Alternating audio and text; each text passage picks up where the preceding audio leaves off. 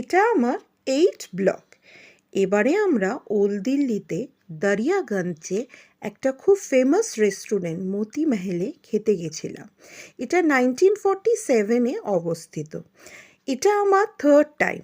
First 2 টাইমের blog আমি করিনি, কিন্তু এবারে ভাবলাম যে তোমাদের সঙ্গে এই জায়গাটা শেয়ার করি।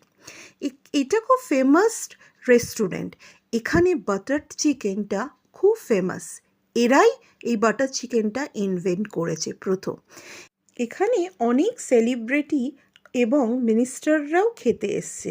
এখানে ছবি আছে দেখুন, যেমন অমিতাভ বচ্চন, ওয়াহিদা রহমান, ওয়াজন্তী মালা, দেবানন্দ, শাহরুখ খান, অক্ষয় কুমার।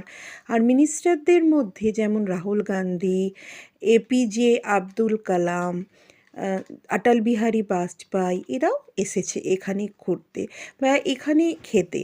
এখানে ওদের ছবি আর ওদের সিগনেচার্স আপনারা দেখছেন সামনে যে বোর্ডটা আছে, ওখানে সবার সিগনেচার লাগানো আছে। এখানে আপনি বেস্ট হচ্ছে বাটার চিকেন, গার্লিক নান, তন্দুরি চিকেন আর ডাল মাখনি ট্রাই করতে পারেন।